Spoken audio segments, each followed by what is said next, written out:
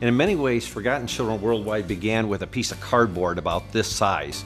Really, back in the 1990s, I went to Romania and I saw a child living on a piece of cardboard.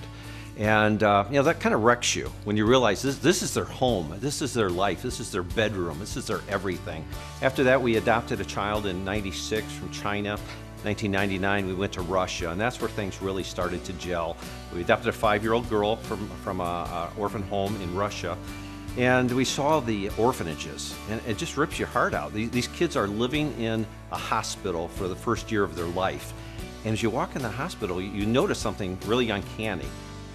No noise. Kids aren't crying. There's no noise whatsoever. A hospital that has got 100 children in it should be full of life and noise and crying babies. There was none of that. It was total silence. And it just ripped your heart. So I remember it was about 3:30 in the morning on 1999, the month of June. I woke up my wife in the middle of the night, about 3:30 in the morning actually, and I said, somebody's got to do something about this. And we started talking about what we could do, and we thought, well, the kids need clothing. So we began with a box of clothing. And our church started in a 9x16 basement. They let us have the space there to store the clothing, and we would send boxes. And just one box at a time. Got kind of expensive, about $90 a box.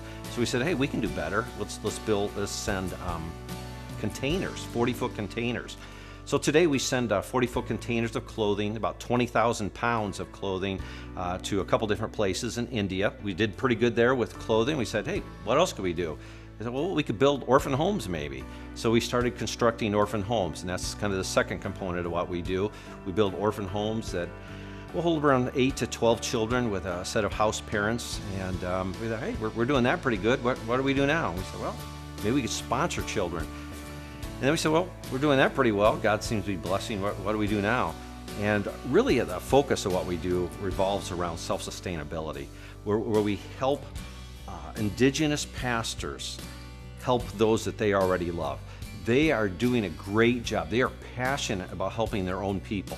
So what Forgotten Children does, we come along underneath them and support them and help them to do what they already are passionate about, what they're already good at, but they probably lack the resources. So we come alongside of them and come up underneath them and support them by giving them resources that they can be self-sustainable.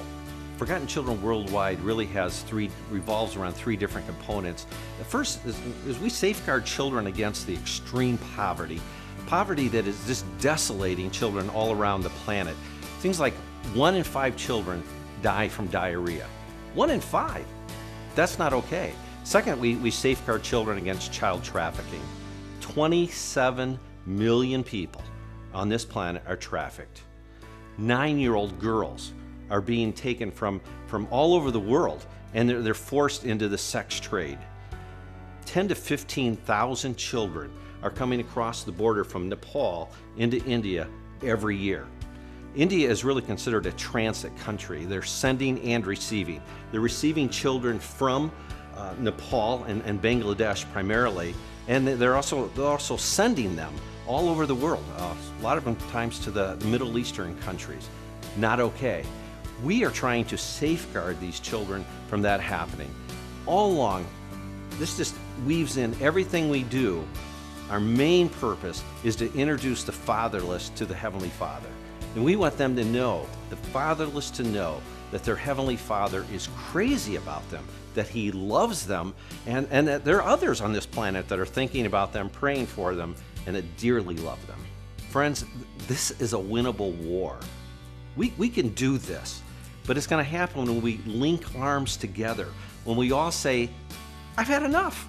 We're not going to live with this anymore. This is not okay.